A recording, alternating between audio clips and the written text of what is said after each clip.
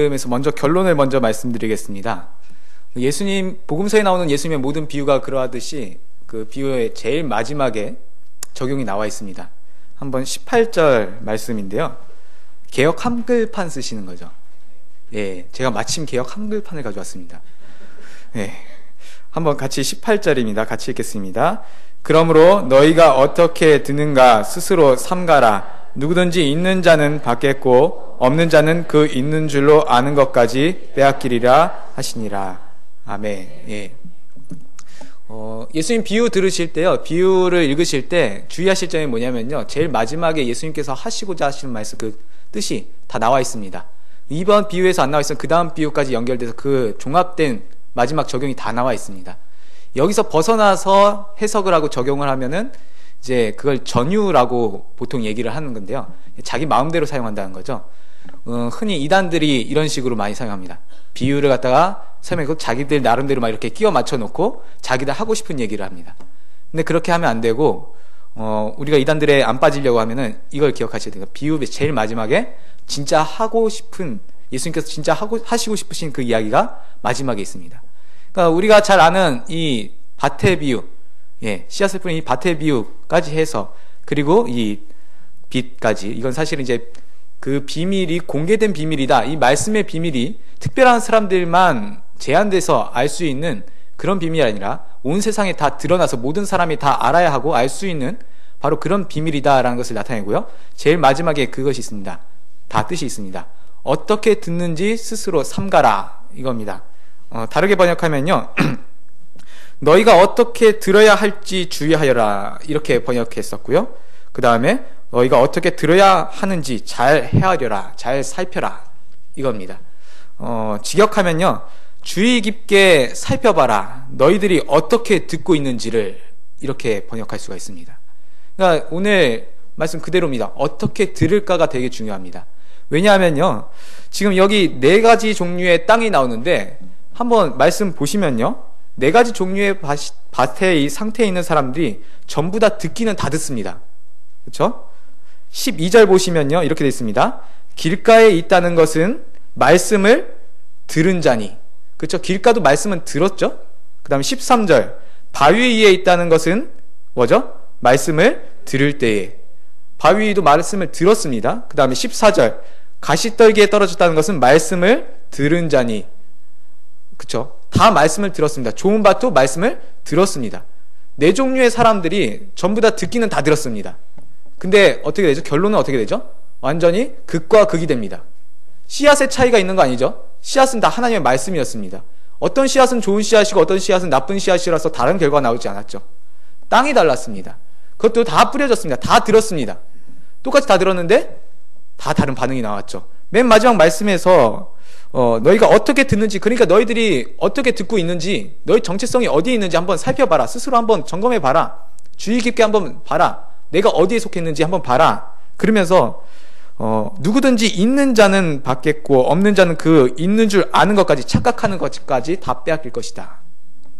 예수님 비유에서 이 말씀은요, 단순히 천국에서 상이 많고 적음을 이야기하시는 것이 아니라 구원을 받느냐 못 받느냐 이야기입니다. 달란트 비유에서처럼, 그렇죠? 1달란트 받은 종이 맨 마지막 어떻게 되죠? 바깥 어두운 데 나가서 쫓겨나서 일을 가임이 있다. 예, 그 나라의 기업을 참여하지 못하는 겁니다. 그러니까 사실은 여기서 말씀드리는 것, 하나님의 말씀을 어떤 자세로 듣고 있는가, 어떠한 태도로 듣고 있는가, 어떠한 마음으로 듣고 있는가의 문제는 단순히 우리가 상을 더 많이 받냐 못 받냐, 복을 더 많이 받냐 못 받냐의 문제가 아니라 내가 어디에 소속되어 있으며 이것은 생명과 죽음 사이에서 결정적으로 작용합니다. 이 말씀을 제가 준비하면서 저도 사실은 대단히 공포스러웠습니다.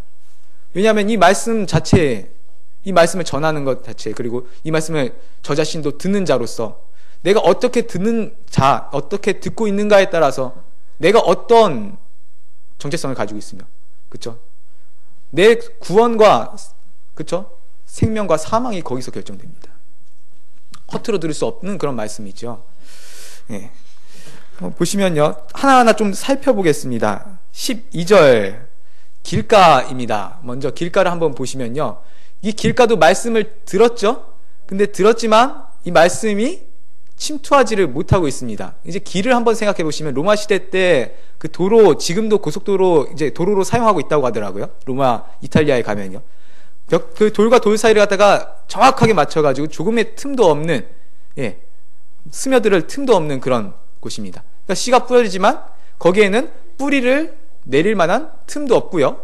그렇죠. 첫 번째 그런 공간도 없고요. 두 번째는 새가 날라와서 곧바로 그걸 집어먹으니까 싹을 나고 뿌리가 내릴 시간도 없는 겁니다. 조금의 틈도 허용하지 않는, 듣기는 듣지만 이런 면에서 어떻게 보면은 우리가 설명하면요, 이 종이가 있는데요, 물을 뿌리면은 이 종이가 흡수를 해야 되는데 반듯반듯하게 코팅을 해놓으면은 흡수를 전혀 못하겠죠. 뿌리는 대로 그대로 다 흘러내립니다. 바로 그러한 태도, 그러한 마음, 하나의 말씀을 대단히 냉담한 자세로 그것을 전혀 가치 없게 여기면서 아 됐어요 라고 표면적으로 그렇게 말할 수도 있습니다. 우리가 전하는 복음을 어떤 사람들은 그러잖아요. 아 나 그런 필요 없습니다. 상관없습니다. 나 안 듣습니다. 이렇게 냉담하게 내쳐버리는 그런 경우들, 바로 여기에 해당할 수가 있겠습니다. 자신의 마음에 조그마한 틈도 허용하지 않으면서 그 말씀이 침투할 만한 시간도 허용하지 않습니다. 바빠요. 그렇죠? 너무나 나는 시간이 바쁘니까, 그리고 나는 내 마음속에서 그런 거 생각할 여유조차 없으니까 나에게 그런 말 하지 마시오. 귀로는 듣지만 듣는 그대로 곧바로 빠져나갑니다. 무서운 거는요, 우리가 말씀을 듣는 자리에서도 이렇게 나올 수 있다라는 거죠. 듣기는 듣지만 마음속으로 사실 그것을 흡수하지 못하고 그냥 흘려보내는, 예. 가끔가다 그런 거 있죠. 이제 딴짓하거나, 예. 우리 교육 이제 학생들 같은 경우에는 이제 위로는 듣고 있는데 아래로는 게임하고 있죠. 뭐 이런 것들. 예. 사실은 듣고 한 가지 희망은 뭐냐면요, 그 나이 때 아이들은 멀티가 가능합니다. 하나 하면서 다른 게 가능하거든요. 그래서 사실은 이제 나이 드신 분들이 집중해서 듣고 계신 것보다 그 학생들은 이제 뭐 하면서 하면은 그게 더 집중력이 또 올라가는 거가 있긴 있습니다. 그런데도 불구하고 이제 사실은 말씀에 대한 태도에 있어서 그렇게 하면 안 되는 것이죠. 그렇죠? 한 귀로 듣고 한 귀로 흘려보내는 바로 그런 거. 그래서 남는 게 전혀 없습니다. 말씀을 전혀 지키질 않습니다. 우리 여기 앉아 계신 성도님들 중에서 그런 분은 없으시죠? 예. 없으실 거라고 믿습니다. 왜냐하면요, 이런 케이스 같은 경우 아예 말씀 드리려고 안 하거든요, 사실은요. 예. 그냥 됐어요 하고 이제 사실 교회 안 옵니다. 이런 케이스들은 굳이 교회를 안 옵니다. 예. 그래서 여기 계신 분들은 이런 케이스는 아니실 것 같아요. 예. 그래서 그냥 넘어가고요. 두 번째 13절인데요. 여기서부터 좀 이제 무서워집니다. 13절인데요. 이게 좀 생각을 많이 하셔야 돼요. 보세요. 바위 위에 있다는 것은, 이제 바위를 한번 생각해 보시면 바위에 약간의 그 흙도 있고요. 그렇죠? 말씀을 들을 때에 기쁨으로 받으나 뿌리가 없어 잠깐 믿다가 시험을 받을 때에 배반하는 자요. 특이한 표현 두 가지가 나옵니다. 첫 번째는 뭐냐면요, 이 두 번째 케이스에 해당하는 사람들은 말씀을 기쁨으로 들어요. 놀랍지 않으신가요? 말씀을 들을 때 되게 좋아해요. 아, 비로소 내가 진리의 말씀을 들었구나. 진리를 드디어 들었구나. 내가 그토록 찾고 있던 진리, 나를 정말로 살아나게 하는 그 진리를 들었구나 하고 정말로 기뻐합니다. 이게 위선이 아니라 실제로 기뻐합니다. 그렇죠? 그래서 말씀 드릴 때 말씀 전하는 사람, 이제 양육도 해보셨을 거고 구역 모임에서 그런 분들도 많이 만나셨을 겁니다. 정말로 호의적으로 나오고 정말로 좋아합니다. 말씀 듣는 자리에 스스로 나오고요. 그렇죠? 좋아합니다. 근데 어떻게 되죠? 나중에 되니까 안 나와요. 잠수 탔습니다. 없어졌습니다. 더 충격적인 표현이 나오는데 뭐냐면요, 잠깐 믿다가. 이 표현 혹시 보신 적 있으세요? 우리 믿음 하면은 사실은 앞에 있던 길가 같은 경우도 믿음이 한번 나왔습니다. 믿고 구원을 얻지 못하게 하려고 마귀가 그것을 빼앗아 갔는데, 그럼 믿으면 구원이잖아요. 근데 여기서 13절에서 보시면 잠깐 믿음도 있습니다. 이 믿음은요, 우리가 교리에서 말하는 구원을 얻는 믿음이 아닙니다. 그러니까 겉으로 보기엔 똑같아요. 말씀 듣는 자리에 기꺼이 나와서 정말로 좋아하고 말씀 정말로 청종하는 것 같고, 그리고 믿는 것 같습니다. 이 사람은 정말 구원의 확신도 있고 믿었구나. 자기 입으로도 그렇게 고백할 수 있습니다. 그런데 나중에 돼서 보니까 믿음이 아니라 잠깐 믿음이었다는 거예요. 믿음에도 종류가 대단히 많이 있거든요. 교리에서 얘기할 때는요. 그렇죠? 그 지식적인 그냥 신뢰, 요 정도의 믿음이 있고요. 어떤 믿음도 있냐면 기적을 믿는 믿음도 있습니다. 그냥 기적 수준에서 하나님께서 이런 일을 하실 수 있다. 기적만 체험하는 그런 믿음도 있습니다. 또 어떤 믿음이 있냐면 야고보서에서 보시면 마귀의 믿음도 있습니다. 마귀도 그냥 지식적으로 알고 그래서 두려워한다. 하나님 믿고 두려워한다. 그 정도. 근데 그것은 구원 얻는 믿음이 아니죠. 구원을 얻는 믿음은 우리 하이델베르크 교리문답에 따르면은 신구약에 계시되 하나님의 모든 말씀을 전적으로 신뢰하는 것으로서 그분이 제시하신 그 복음 안에서 예수 그리스도를 그대로 수납하는 것. 바로 그것까지 이르러야 되는데 여기 나오는 이 잠깐 믿음, 믿는 것 같은데 믿음이 아닙니다. 근데 우리가 그런 분들을, 그런 케이스들을 어떻게 분간할 수 있을까요? 아, 이 사람이 잠깐 믿음이다. 이 사람 바위밭이다. 좋은 밭이다. 어떻게 분간할 수 있을까요? 본문에 나옵니다. 뭐가 오면은 판별이 나죠? 시험 당할 때. 예. 시험을 받으면. 이 바위에 해당하는 사람, 바위 위에 해당하는 사람들은요, 말씀을 기쁨으로 받아서 즐거워하기도 하고 믿는 것 같은데 한 가지 오면, 시험이 오면, 어려움이 오면, 손해볼 것이 있으면 바로 배반해버립니다. 뿌리가 내리긴 내리는데 토양이 없는지라 아주 얕게 내려서 바람 하나 그냥 불어보면 그냥 쓸려서 없어져 버리는. 말씀 사역자로서 이런 분들을 만나는 경우들이 종종 있는데 이럴 때 정말로 마음이 아프죠. 그리고 제가 이제 뭐 어떻게 보면 배신을 당한 느낌. 아, 이 사람은 정말로 하나님 말씀 좋아하고 정말 하나님께서 주신 사람이고 정말 믿는 사람이고 한 사람 건졌구나 싶었는데 어느 순간 없어져 버렸어요. 아, 예. 더 냉담해져 버렸어요. 근데 그 결정적인 게 뭐냐면요. 어려운 걸 싫어한다는 거예요. 그냥 말씀 들으면, 한 예수님 믿어서 그냥 좋은 것만 있었으면 좋겠어요. 그냥 복도 다 받고, 형통하고, 건강하고, 가족들 잘 되고, 아무런 어려움이 없었으면 좋겠다는 거예요. 그걸 기대하고 옵니다. 그걸 기대하면서 그것이 구원인 것처럼 말씀 속에서 그것만 찾으려고 합니다. 나 좋아하는 거, 내 귀를 간지럽혀주고, 나를 재밌게 해주고 내 지적 욕구를 채워주고. 그러나 하나님의 말씀은요, 말씀 자체가 우리에게 시험으로 다가올 때가 있습니다. 그렇죠? 말씀 듣는 게 편하세요? 어려우세요? 어려우세요. 예, 어려우시죠. 왜냐하면 끊임없이 집중을 해야 되고, 두 번째가 뭐냐면 이 말씀은 우리를 가만히 냅두질 않습니다. 그렇죠? 이 말씀은 정말로 살아있는 검처럼, 예, 요리조리하면서 우리의 폐부를 갖다 그대로 다 찔러버리고, 예, 내가 감췄으면 하는 면을 갖다 그대로 다 드러내버리고요. 만약 이 말씀이 정말로 살아있는 하나님의 말씀이라고 한다면, 그리고 우리가 정말로 죄인이라고 한다면 말씀은 우리를 가만히 두지 않습니다.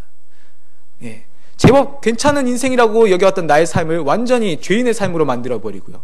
나 이 정도면은 그래도 세상에서 존경받고 높은 위치, 인정받는 위치에 있는 사람인데 그것을 갖다 철저히 낮춰버리는, 나의 정체를 갖다 그대로 다 드러내버립니다. 나조차도 보기 싫었던 그 추악한 자화상을 어느샌가 드러내가지고 내가 그러한 존재라는 것을 그대로 드러내는 것이 하나님의 말씀입니다. 그 말씀 때문에 사실은 괴로울 때가 되게 많은 게 정상입니다.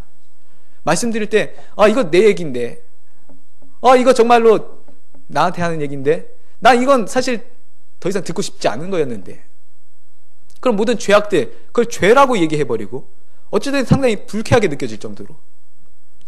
근데 그게 없으면 치료가 일어나질 않습니다. 의사가 환자를 눕혀놓고 칼로 메스를 가지고 째지만 그건 아프라고 째는 것이 아니라, 그렇죠? 치료하기 위한 과정입니다. 하나님의 말씀이 죄인인 우리를 상대하실 때에 우리를 정말로 아프게 하시고 우리를 정말 부끄럽게 하시고 정말 괴롭게 하십니다. 그 시험들이 올 때에 이 바위 위에 해당하는 사람들은 그것을 그냥 포기해버립니다. 아, 아파요. 싫어요. 나 이런 어려움이 있는지 몰랐어요. 이런 시련들 인내하지 못합니다. 오래 참지 못합니다. 그냥 떠나가 버립니다. 조금만 내 정체를 갖다 밝히는, 나의 죄를 밝히는 그 말씀이 오면은 그냥 그대로 뛰쳐나가 버립니다. 이런 경우들이 상당히 많이 있습니다. 그래서 오히려 이 시련이라고 하는 것은, 시험이라고 하는 것이 우리의 정체가 무엇인지 그것을 드러내기도 하죠. 이런 것이 아니려면 어떻게 해야 되냐 그러면, 하나님 말씀을 들으실 때에 시험, 어려움을 각오하셔야 됩니다. 쉽지 않습니다. 하나님 말씀 듣는다, 말씀을 청종한다, 그 말씀을 듣고 믿어 구원에 이른다라는 것은 우리가 생각하는 것보다 훨씬 더 어려운 길이기도 합니다. 우리의 희생을 요구합니다. 시간을 요구하고요, 집중력을 요구하고요. 사실 여기 앉아 계신 모든 성도님들이 자신의 일상 가운데서 시간을 희생해서 이 자리에 오신 거잖아요. 그렇죠? 여기 오시기 위해서 옷도 차려입으셨을 거고요. 그렇죠? 마음으로도 준비하셨을 거고요. 그 모든 희생들, 그것이 각오되지 않으면 하나님의 말씀을 제대로 들을 수가 없습니다. 열매를 맺을 수가 없습니다. 말씀을 정말로 듣기를 원하신다면, 그 말씀을 듣고 생명을 얻기를 원하신다면 희생을 각오하십시오. 어려움을 각오하시고 그 어려움을, 시험을 이상한 것으로 여기지 말아야 할 것입니다. 당연히 어렵습니다. 그러나 그 뒤에 열매는, 하나님께서 보장해 주신 그 열매는 답니다. 14절 한번 보시면요, 가시떨기입니다. 여긴 좀 더 심각하죠. 가시떨기에 떨어졌다는 것은 말씀을 들은 자입니다. 근데 어떻게 돼요? 지내는 중에 이생의 염려와 재리와 일락에 기운이 막혀 온전히 결실치 못하는 자요. 여기서 특이한 점은 뭐냐면요, 이 가시덤불 위에 떨어진 이 씨앗 같은 경우, 이 땅 같은 경우에는 결실, 열매가 아주 없진 않습니다. 그렇죠? 왜냐하면 온전히 결실치 못하였다라고 돼 있죠. 결실이 있긴 있는 거예요. 그렇죠? 열매가 있긴 있습니다. 뭔가 결과가 나왔습니다. 근데 그것이 온전한 결실은 아닙니다. 이 밭에 씨앗을 뿌리는 농부가 이 땅 주인께서 기대하셨던 그 작물은 아닙니다. 농부가 땅에 씨앗을 뿌리는 것은 온전한, 그러니까 먹음직스러운, 먹을 수 있는 열매를 구하기 위해서 뿌렸습니다. 그런데 이 가시덤불은 자기 나름대로는 무언가를 열심히 해서 결과를 내었는데 그것이 주인께서 보시기에는 전혀 합당치 않은 겁니다. 선지자들이 얘기했던 것처럼 나는 참포도, 정말 좋은 최상품의 포도를 심었는데 맺힌 것은 들포도다. 그렇죠? 이스라엘이 그런 꼴이었습니다. 하나님께서는 최선을 다하여서 최고의 씨앗으로 최고의 땅에다가 최고의 조건을 갖춰주셨는데 맺힌 것은 도저히 먹을 수 없는, 상품으로 쓸 수 없는 들포도였다라는 겁니다. 그랬을 때 그 포도의 운명은 어떻게 되죠? 그 포도나무의 운명은 뽑힙니다. 바로 그러한 상태입니다. 나름대로는 이 정도면 됐다라고 생각을 하면서 나 교회 다녀봤고 설교 열심히 들었고 말씀 공부 열심히 해봤고 그래서 나름대로 결과를 냈습니다. 그런데 자기는 혼자서 만족하는데 주인께서는 전혀 만족을 못하시는 상황입니다. 그 이유가 있습니다. 뭐죠? 그 가시덤불 안에서 무언가로 계속 마음이 빼앗겨 버립니다. 우리 성경에서 보시면 이렇게 나오죠. 이 생의 염려와 재리, 그러니까 재물이죠. 일락, 쾌락입니다. 즐거운 것들, 세상의 즐거운 것들, 그것에 기운이 막혔기 때문입니다. 이 밭의 특징은 뭐냐면요, 말씀을 듣기도 하고 듣는 자리에 있기도 하고 나름대로 그것에 따라서 반응하기도 합니다. 그런데 그 말씀에 대해서 전적으로 자신의 모든 것을 투여하여서 열매를 맺지는 않습니다. 왜냐하면 마음 한구석에, 마음의 절반은 다른 곳에 가 있는 거예요. 마음에서 전적으로 하나님의 말씀에 대해서 반응하고자 그 자리에 있는 것이 아니라 이 마음 가운데서 일부분의 가치관은, 일부분의 관심은, 일부분의 에너지는 다른 곳에 있습니다. 이런 경우들이 상당히 많이죠. 이 마태복음에 보면은 이러한 사람들에 대해서 이제 완악한 마음이 완악하다라고 그렇게 표현을 했는데요. 원어 그대로 표현하자면 기름 낀 마음입니다. 심장에 기름이 많이 껴서 도무지 찔러도 반응이 없는 그런 상태. 이것저것 많이, 재물에 의해서, 쾌락에 의해서, 그런 것들에 의해서 너무나도 많은 것들이 그 마음속에 끼어들었기 때문에 아무리 찔러봤자 소용이 없는, 그러다가 결국에는 움직임을 멈춰버리는 그런 마음, 죽어버리는 마음입니다. 근데 이것도 보면요, 재물도 있고요, 염려도 있습니다. 요게 두 가지가 함께 가는 거죠. 그렇죠? 재물이 많으면은 염려가 없어질까요? 별로 그런 경험을 못 해보신 거죠. 누가복음에 보시면은 어떤 부자가 걱정거리가 하나가 생겼습니다. 어떤 걱정거리가 생겼냐면요, 우리 같은 사람들은 걱정거리가 생기면 어떤 걱정거리죠? 통장에 돈이 떨어졌다든가 뭐 이런 건데, 이 부자는 걱정거리가 생겼는데 뭐냐면 자기가 예상한 것보다 하나의 소출이 훨씬 더 많이 나온 거예요. 그러니까 이 사람이 어떻게 결론을 내리죠? 그것 때문에 밤잠을 설쳐가면서 걱정을 하다가 내가 좋은 방법을 하나 생각했다. 창고를 새로 짓자. 부자들도 염려합니다. 이걸 어디다 쌓아둘까? 이걸 어디다 재투자해서 어떻게 좀 더 불릴까? 그걸 염려하고요. 그 다음에 이걸 갖다 또 어떻게 지켜야 하나. 예, 그거 가지고 또 염려를 합니다. 제가 아는 분의 아는 분 이야기인데요. 그러니까 생판 남인데요. 들려서 아는데, 저쪽 서울의 그, 동네 얘기하면 안 되겠죠? 거기에 그 전통 시장이 있어요. 서울 한복판 그쪽에. 거기에다 땅을 사신 거예요. 이분이 저쪽 전라도에서 친구 두 분이 이제 서울로 상경하셔가지고 나름대로 성공을 한 거죠. 이제 억대 부자, 억대 정도가 아니라 이제 100억대 뭐 이렇게 부자 이렇게 됐는데요. 엄청 성공하신 거잖아요. 근데 그분이 이제 꿈이 뭐냐면 이제 1000억 이걸 갖다 만들어 보겠다고 그 시장을 갖다 산 거예요. 재개발되면 이거 이제 엄청나게 이제 얻는다 해서 빚을 끌어다가 그 땅을 샀어요. 근데 이제 그 빚 이자를 갚아야 되잖아요. 그러니까 그 시장 한복판에다가 이제 족발집 해가지고 뭐 이렇게 하시는데 거의 뭐 24시간 거의 매여가지고 일하시는 거예요. 100억대 부자인데 빚 갚느라고 계속 일해야 돼요. 왜? 1000억 만들려고. 그냥 친구가 같이 했던 거기도 성공하신 분인데 나름 성공했다라고 하시는 분인데 거기가 말씀하신 야 그냥 그거 팔아버리고 너 편하게 살아라. 네 돈 분족한 거 아니지 않냐.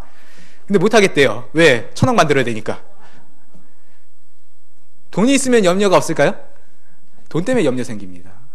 있다고 염려가 없는 것이 아니라 자족하지 못하는 마음 때문에 항상 염려가 생깁니다. 그렇죠? 물질 없다고 물질만 바라면서 살까요? 그렇지 않습니다. 자족하는 마음이 있으면 없는 가운데서도 하나님께서 주신 것으로 일용할 양식으로 감사할 수 있습니다. 그것이 아니라 여기에 항상 마음의 한구석에는 요게 있는 거예요. 말씀 듣는 자리에 있으면서도 마음 한구석에서는 월요일날 난 어떤 사업을 또 시작을 해볼까. 일터에 가 있는 일중독 증세 있으신 분 계시나요? 제가 좀 그렇거든요. 예. 제가 있는데 교육원인데 사실은 거긴 다 일중독자들이 계신 데라서 그렇긴 한데요. 마음에 평온이 없죠, 사실은. 말씀 듣는 자리에서 말씀에 집중하는 것이 상당히 어렵습니다. 학생들 여기 계시나요? 학생들 같은 경우.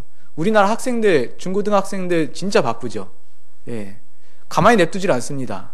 이미 초등학교 때부터 학원과 학원을 갖다 계속 돌리면서, 뺑뺑이 돌리면서 바쁘게 살아가죠. 아이들 공부하잖아요. 중고등부 없죠? 있나요? 예, 있어요? 그럼 얘기하면 안 되나? 네. 애들이 도서관 왜 가게요? 청년분들은 아마 도서관 다녀보셨으니까 뭐. 도서관 가서 공부하나요? 잘 안 하죠. 예. 도서관 대항으로 PC게임 할걸요 아마 이렇게 하는데 사실 공부 잘 안 하거든요. 근데 왜 도서관에 갈까요? 도서관 가고 학원 갈까요? 그거라도 안 하면은 불안하거든요. 그러니까 아이들을 움직이는 힘이 뭐냐고 분석했을 때 뭐냐면 공포입니다. 우리 사회를 이렇게 분주하게 움직이는 힘이 뭐냐라고 했을 때 공포 마케팅, 공포입니다. 가만히 있으면 뒤처질 것 같고 나중에 밥 벌어먹지 못하고 살 것 같아서. 이게 벌써 아이들 키우면요, 벌써 그 아이 교육에 사실은 이제 기독교적으로 아이를 키우기 위해서 이렇게 막 키우는데 최고의 방해물이 누군지 아세요? 옆집 아줌마입니다. 그렇게 되는데 이거 안 시키면 어떡하냐고 이제 계속 압박이 들어와요. 그래서 뭐 드는 생각이 뭐죠 이제? 이거 안 하면 안 되는구나. 이 학원 안 보내면 안 되는구나. 이거 어릴 때부터 ABC 안 하면 안 되는구나. 제가 ABC 깨친 게 중학교 들어가서 했거든요. 사는데 아무 지장 없었습니다. 예, 근데 유치원 때부터 ABC를 갖다 계속 가르쳐야 된대요. 뭘 계속 해야 된대요. 안 하면은 뒤처지고, 안 하면은 패배자 되고, 안 하면은, 굶어 죽을 것 같고. 아이들이 진짜 불안합니다. 어른들이 한마디 하는 것들, 그것들. 야, 너 그거 해가지고, 너 그렇게 살아가지고 나중에 뭐 먹고 살려고 그러냐.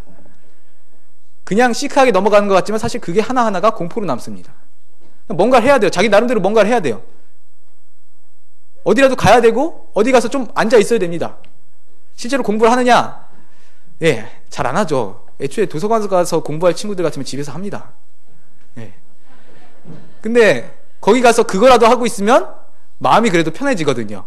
돈을 갖다 바치면서 마음의 평온을 얻는 거죠. 어른들도 똑같거든요, 사실은요. 취업 준비하면서 끊임없이 그 공포에 시달리다가 압박이 계속 들어오잖아요. 너 일 안 하냐? 너 공부 안 하냐? 이게 뭔가 계속 해야 될 것 같아요. 눈앞에서 사라져줘야 될 것 같고, 왠지. 그래서 사실은 제가 있는 데가 교육원인데, 이번 총회에서 저희 쪽에다가 의뢰를 했던 게 다음 세대 감소 원인에 대한 연구 보고서를 제출하게 했습니다. 그것이 통과가 됐는데 그걸 조사하다가 눈에 띄는 결과는 사실 주일학교가 감소하는 거는 주일학교 그 세대 숫자 감소하는 거하고 크게 다르지 않았습니다. 10년 전에 비해서 초등학생 수가 40%가 줄었거든요. 주일학교도 딱 그 수준으로 줄었습니다. 그러니까 특별히 약간 감소된 정도였는데 수치상으로는 뭐 다른 부분에 있어서 문제는 물론 많았습니다. 큰 교회와 작은 교회의 차이가 컸고 지방과 도시의 차이가 컸습니다. 근데 그걸 하면서 더 심각한 문제가 발견됐는데요. 30대가 교회 없습니다. 30대 계시나요? 예, 저 혼자밖에 없군요. 예. 30대 잘해주세요. 귀합니다. 보기 힘듭니다. 왜 없냐 했더니, 사실 이 말씀하고 되게 연결되는데, 세상의 쾌락을 쫓아가는 것도 있긴 한데, 바빠요, 30대가. 예. 바쁘고, 교회 오면, 괜히 눈총을 받는 것 같습니다. 일 안 하면 일 안 하는 대로. 일하면 일하는 대로. 예. 우리 쓰는 말 중에서 그게 있거든요. 판교 등대라고 혹시 들어보셨나요? 경부고속도로 쭉 타고 오시다가 판교 딱 들어오는 곳에 보면 네이버 딱 있죠. 거기 불은 항상 꺼지지 않습니다. 새벽 2, 3시가 돼도 꺼지지 않습니다. 그래서 판교 등대라고 하거든요. 거기는 끊임없이 그 야근과 뭐 밤샘과 뭐 그렇게 살아가는 거예요. 주말도 없이 막 이렇게 살아가는 거예요. 거기서 일하시는 분의 이제 하소연을 갖다 라디오에서 한번 들어봤는데, 예, 제 삶하고 크게 다르진 않더라고요. 교육원에서 저는 천안 등대라고 불이 꺼지지 않는, 예. 그래서 신대원생들이 되게 무서워하는 그런 데 있는데, 그쵸. 근데 그런 바쁜 삶이 좋은 삶은 아닙니다. 그렇게 바쁘다 보면 뭘 놓치냐면요, 말씀을 들을 시간을 놓쳐버립니다. 영적으로 계속 메말라가는 거예요. 30대가 정말 바쁘죠. 교회 떠나갑니다. 근데 그 30대가 생각해보시면 20년 전에 주일학교 가득 채우고 있던 세대입니다. 20년 전에 주일학교 잘 됐잖아요. 가득가득 했잖아요. 그 세대가 지금 30대 돼가지고 19% 이렇게 떨어졌습니다. 그러니까 세상은 우리를 말씀 들을 수 있게 가만히 내버려 두질 않습니다. 기본적으로. 세상에서 요구하는 대로 너 그렇게 안 하면 안 돼라고 그렇게 당위성으로 몰아치면서, 야, 너 지금 이 나이대에 이 시간에 넌 공부해야지, 뭐 해야지, 준비해야지, 스펙 쌓아야지, 몸값 올려야지, 자격증 따야지, 그것을 요구하고 있는 틈에 무엇을 놓쳐버리냐면요, 말씀을 들을 그 시간을 갖다가 완전히 빼앗아 버리고 마음의 집중력을 완전히 빼앗아 버립니다. 말씀보다 더 중요한 것이 있다라고 그들 스스로 생각하는 거예요. 사람이 먹고 사는 떡을 먹고 사는 것이 아니라, 사람이 떡으로 사는 것이 아니라 하나님의 입에서 나오는 말씀으로 산다라고 고백은 하지만, 그러나 떡만 쫓아가다가 결국 떡만 먹고, 예, 영생치 못할 양식만 계속 채우다가 결국에는, 예, 사망의 길로 갑니다. 이게 얼마나 무서운 일인지요. 세상이 요구하는 대로 살아가다 보면 말씀을 못 듣습니다. 시간도 없고요, 마음도 안 생깁니다. 이 자리에서도 사실은 얼마든지 그럴 수 있습니다. 자기가 해야 될 과업들을 이 시간에도 생각하면서 하나님의 말씀을 충분히 받아들이는 것이 아니라, 잘 듣는 것이 아니라 다른 데 가 있는, 제가 기가 막힌 경험들을 몇 번 했거든요. 수련회 때 이제 한 가족이 거의 아버지가 안 믿으셔서 어머니 있고 딸 둘인데 딸 한 명 앉아 있고, 앞에서는 목사님이 목청 높여가지고 설교를 이렇게 하시는데, 이제 물론 피곤하시니까 엄마는 이렇게 졸고 있고, 딸은 그래도 뭐 열심히 적으면서 듣고 있더라고요. 제가 우연찮게 딱 이렇게 봤는데, 그래도 딸은 살아있구나, 그래 너는 잘 듣는구나 봤어요. 그랬더니 뭘 쓰고 있냐면은 아이돌 그룹 이름을 갖다 이렇게 딱 해놓고 그걸 갖다가 그 입체 막 이렇게 하는 거 있죠, 왜? 그걸 갖다 정성스럽게 이렇게 만들고 있더라고요. 예. 말씀을 듣는 자리에 있으면서도 사실은 마음은 다른 곳에 가 있어서 그것에 대해서 반응하지 못하고, 주인께서, 땅 주인께서, 우리의 주님께서 요구하시는 그 열매를 제대로 내지 못하고, 그러면서 또 혼자서 착각하고 있는 거예요. 난 그래도 이 자리에 있으니까 그래도 괜찮은 거라고, 난 그래도 말씀 옛날부터 들어왔으니까, 공부해 봤으니까, 내가 여태까지 드린 시간이 있으니까 난 그래도 괜찮은 열매를 맺는, 구원을 받은 사람이라고 혼자서 착각하는 겁니다. 이게 상당히 위험한 건 뭐냐면요, 자기 혼자 그렇게 착각하는 거예요. 그리고 심지어 때때로 마귀는 착각하는 사람 안 건드립니다. 그 C.S. 루이스가 썼던 책 중에서 그게 있죠. 우리가 믿는다라고 하는데 예수님을 믿어서 구원을 받는다 이렇게 하잖아요. 근데 예수님을 믿는 건데 예수님을 믿는 게 아니라 이런 사람들은 자기가 믿는다는 걸 믿습니다. 이해가 되시나요? 혹시? 내가 믿는다는 걸 믿는 거예요. 아, 나는 믿고 있는 상태이다라는 것만 확신하고 있습니다. 예수님 믿는 게 아니라. 그래서 나는 믿고 있고, 그래서 믿는 내용은 뭔지 잘 모르겠지만 일단 믿고 있고, 그래서 나는 죽어서 천국 갈 것이다. 마귀는 이런 믿음을 건드리지 않습니다. 도전하지 않습니다. 왜죠? 가만히 냅두면 혼자서 착각하고 자기 갈 대로 갈 테니까요. 진짜 믿음은 계속 힘듭니다. 너 진짜 믿는 거 맞아? 너 진짜 구원에 확신 있는 거 맞아? 너 그러고 살고 너 정말로 믿는 사람이야? 마귀는 진짜 믿음 가진 사람들은 계속 흔들거든요. 마귀도 바빠요. 이런 사람들은 착각하는 사람도 안 건드립니다. 그럴 시간이 없습니다. 마귀도.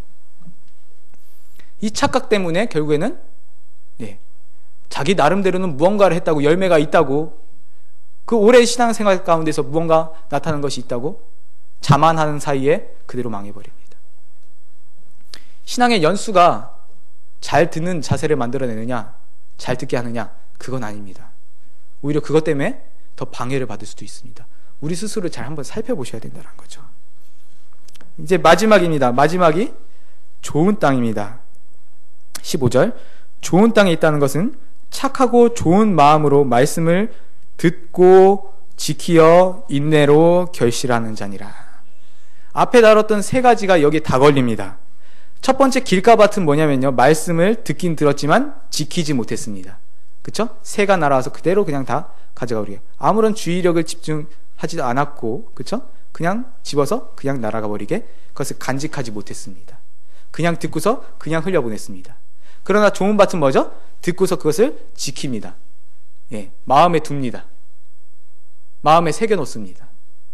빼앗아가지 못하게, 마귀가 그것을 빼앗아가지 못하게 집중하여서 그것을 기억해내고 묵상하면서 되새깁니다.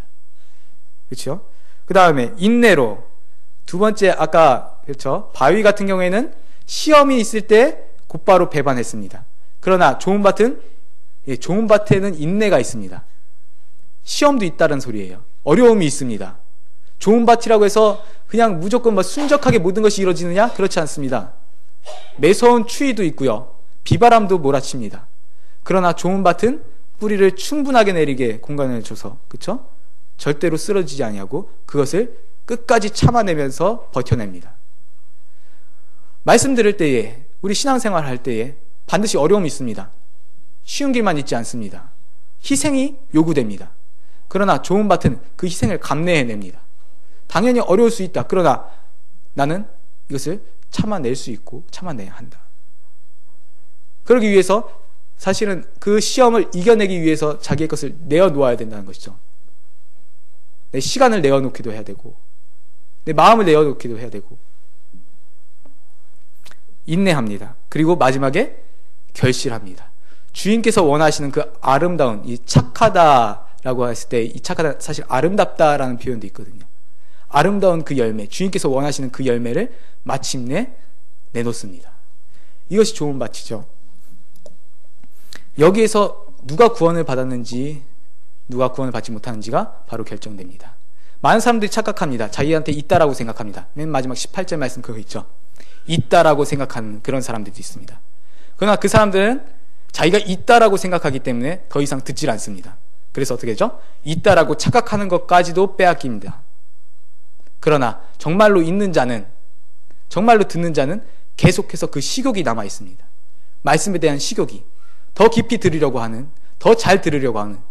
이 설교는 내가 옛날에 한 10년 전에 들었던 설교인데 사실 그렇게 기억력이 좋으신 분들은 많이 안 계실 것 같아서, 하지만 그 말씀이 언제나 새로운 의미로서 오늘의 말씀으로 나에게 다가와서 오늘의 양식이 됩니다. 10년 전에 점심 드셨다고 오늘 안 드시는 거 아니잖아요.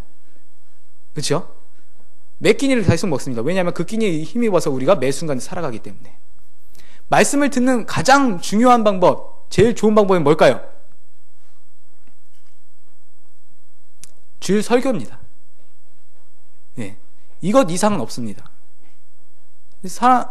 보통 이제 생각하시죠. 일상적으로 그것이 반복되다 보니까 이것을 중요하게 여기지 않을 때들이 상당히 많은데요. 마치 이런 거죠. 어머니가 매일 차려주시는 그 밥을 별로 귀하게 여기지 않는. 그래서 막 특식 찾아다니고 비싼 거 찾아다니고 그런데 결국에는 내 건강을 유지시켜주고 나를 성장시킨 건 어머니가 차려준 그 밥입니다. 주일 예배에서 선포되는 하나님의 말씀, 그것이 우리를 살게 하는 거죠. 그 자리에서 들어야 됩니다. 그 자리에서 정말 집중하셔야 되고요. 이것을 위해서 그 말씀을 갖다 잘 듣기 위해서 여러 가지 것들을 희생하셔야 되잖아요. 예. 토요일부터 이미 그것이 시작되잖아요. 토요일날 학생들은 사실 공부를 덜 하는 한이 있다 할지라도 좀 일찍 자서 매일 좀 깬 정신으로 자리에 앉아서 하나님의 말씀을 들어야 되고, 예. PC 게임 좀 그만하고, 예. 밤새도록 하지 말고 적당히 한 12시 정도까지만 하고, 그리고 와서 교회 와서 하나님 말씀 들어야 되고, 그렇죠? 그 시간을 내어드리고 그것을 위해서 준비해 나가고, 오늘 말씀이 무엇인지 더 깊이 생각해야 되고요. 그 희생들이 분명히 뒤따릅니다. 그리고 말씀을 우리가 간직하고 그것을 실천하려고 할 때 반드시 시험도 옵니다. 그렇죠? 말씀을 정말로 실천해 보려고 하면 이거 정말 이렇게 해도 될까라는 그런 도전이 오기도 합니다. 그러나 그것까지 이겨내는 거죠. 이 말씀이 분명히 열매 맺힐 것을 알기 때문에, 이 말씀이 생명의 말씀임을 믿기 때문에 이 말씀대로 순종하는 겁니다. 그것을 하는 것이죠. 이것이 없이는 사실은 우리는 말씀을 제대로 들을 수가 없습니다. 듣는 것 같지만 듣지 않을 수 있습니다. 그래서 주일날 설교에 사실은 최대한 집중하셔야 됩니다. 주일 공예배 설교에, 그것을 위해서 나의 모든 시간과 관심사를 거기에 맞추시고, 거기에서 내가 정말 여기 듣는 자로, 내가 주일날 설교를 어떻게 듣고 있는가를 스스로 조심해서 살펴서 평가를 해보셔야 됩니다. 나 어떻게 듣고 있나? 좋은 밭으로 듣고 있는가? 희생을 각오하고 있는가? 시간을 내어드리고 있는가? 나의 관심사를 온전히 하나님 말씀에 두고 두 마음으로 가지 아니하고 한 군데 집중하고 있는가? 그것이 대단히 중요하고요. 그리고 또 이제 소개해드려야 될 게, 제가 사실 이것 때문에 왔는데, 바이블키라고 하는 겁니다. 성도님들 많이 계신데요. 사실은 저희가 바이블키 세미나라고 하는 것이 있습니다. 바이블키가 있는데요. 요거는 성경 개관이 아닙니다. 성경에 대해서, 예를 들면 에스겔, 누가복음에 대해서 설명하는 건 아닙니다. 한번 교재를 보시면 아시겠지만 하루에 성경을 읽을 분량이 정해져 있고 그것에 대해서 질문에 답을 하게 되어 있습니다. 다른 교재하고 다른 점은 뭐냐면요, 성경에 대해서 설명하는 책이 아니라 성경을 읽는 교재로 만들었습니다. 저희 어머니가 이걸 지금 졸업하시거든요. 성경을 1년에 한 번 읽는 건데, 한 번 읽어서 될 게 아니라 질문에 답을 하려면 한 3번 숙독해야 됩니다. 어려워요. 많은 분들이 포기하십니다. 하시고요. 장로고시에서 교리 과목과 성경 과목이 면제가 되기 때문에 많은 분들이 도전하시는데, 하시다가 휴학하신 분들이 되게 많습니다. 사실 쉽지는 않습니다. 왜냐하면 하루에 성경을 4장씩 계속해서 읽어야 되고요. 근데 이걸 하신 분들이 다 이야기하시는 게 뭐냐면, 이것을 통해서 그래도 하나님의 말씀을 더 깊이 이해하고 목사님의 설교를 더 깊이 알아들을 수 있게 되는, 바로 그런 과정이라는 것이죠. 원래 교회별로 한 10명 이하로 운영하시라고 저희가 안내를 드리거든요. 많이 하지 말게. 왜냐하면 많이 하시면 집중도가 떨어지고, 사실 같이 모여서 할 때 자기 말씀 그걸 나눠야 되기 때문에 아무리 많아도 10명 이상 하지 말라고 그렇게 안내를 드리긴 합니다. 이제 교회에서 운영하시는 것은 운영하시는 대로 하시는데요. 사실 그렇습니다. 근데 중요한 건 뭐냐면요, 이런 과정을 통해서, 이런 계기를 통해서 또한 내가 말씀이 있는 자리로 자신을 도전시키는 것이 상당히 지혜로운 자세이긴 합니다. 가만히 있으면 안 하잖아요. 그렇죠? 뭔가 계기가 있으면 합니다. 내 생애 가운데서 성경을 그대로도 한번 제대로 숙독해보는 기회를 내 스스로 한번 만들어 보겠다. 어렵죠? 시간도 내어드려야 됩니다. 하루에 한 1시간 내지 1시간 반 정도는 계속해서 해야 됩니다. 결코 쉽지 않습니다. 그리고 집중해야 됩니다. 그러나 그에 따라서 열매는 분명히 있습니다. 하신 분들이 다 그렇게 이야기하시거든요. 어렵지만 그럼에도 불구하고 이것을 통해서 하나님의 말씀에 대해서 더 깊이 알고 오늘의 말씀으로 더 나에게 다가오는 것들을 체험을 합니다. 사실 많은 분들이 이것에 좀 도전을 하셨으면 좋겠습니다. 저는 그렇게 생각을 합니다. 제가 거짓말 할 이유도 없고요. 저희 어머니가 하시고 정말 좋아하셨거든요. 이것이 정말로 권사님이신데요, 저희 어머니가. 신앙생활을 거의 한 30년 넘게 하셨죠. 근데 이 말씀을 이렇게 읽으면서 또 새롭게 보는 부분들이, 새롭게 깨닫는 부분이, 매년 성경을 갖다가 1독 이상씩 하심에도 불구하고, 그럼에도 불구하고 이렇게 또 읽었을 때 또 보는 면들이 또 있다는 거예요. 왜냐하면 하나님의 말씀은 끝이 없이 깊이 있고 살아있기 때문에. 마음에 허락하시는 분들 이것에 같이 하셔서 함께 은혜를 좀 받으시기를 바랍니다. 마치겠습니다. 저는 말씀의 사역자로서 이 말씀의 능력을 믿습니다. 말씀 자체가 살아있고 그것이 우리를 변화시키는 능력이 있음을 믿습니다. 하나의 말씀은 전혀 문제가 없습니다. 그러나 우리 듣는 자의 그 자세가 어떻게 듣는가, 그에 따라서 이 말씀이 어디에서는 30배, 60배, 100배 결실로, 어디에서는 아무런 열매를 맺지 못하기도 합니다. 우리 자신이 어떻게 듣고 있는가, 하나님의 말씀이 선포되는 자리에서 우리가 어떤 자세로 준비하고 무엇을 희생하면서 어떻게 집중하면서 듣고 있는가, 이것을 두려운 마음으로 항상 살피시길 바랍니다. 그리고 좋은 밭으로서 마땅히 희생할 것은 희생하고 내어드릴 것은 내어드리며 집중할 것은 집중하여서 하나님의 말씀을 그대로 받아서 마침내 30배, 60배, 100배의 결실로 함께 기쁨을 나누는 우리 하나님의 교회 모든 교우 여러분 되시기를 바랍니다. 기도하겠습니다. 우리 아버지 하나님 감사드립니다. 살아있는 하나님의 말씀을 예수 그리스도를 통하여서 우리에게 허락하여 주시고 그 말씀이 우리를 재창조하셨고 다시 살아나게 하셨고 그 말씀 가운데서 우리가 그 말씀을 듣고 먹음으로 살아갈 수 있게 하심을 감사드립니다. 이 말씀이 우리를 살렸고 이 말씀이 우리를 살아가게 하고 있는데 우리가 이 말씀을 들을 때에 어떤 자세로 듣고 있는지 스스로 두렵게 살펴보고자 합니다. 우리가 마땅히 내어드릴 것은 내어드리고 마땅히 희생해야 될 것은 희생하고 마땅히 집중해야 될 것은 집중하여서 하나님의 말씀을 온전히 받아 매주마다 선포되는 그 말씀을 온전히 습득하여서 잘 소화하여서 많은 열매로 30배, 60배, 100배의 열매로 우리 주인께 돌려드리는, 그래서 주인의 자랑이 되는 우리 모두가 되게 하여 주시옵소서. 이러한 복이 우리 하늘문교회 모든 교우에게 임하게 하여 주시옵소서. 예수님의 이름으로 기도합니다. 아멘.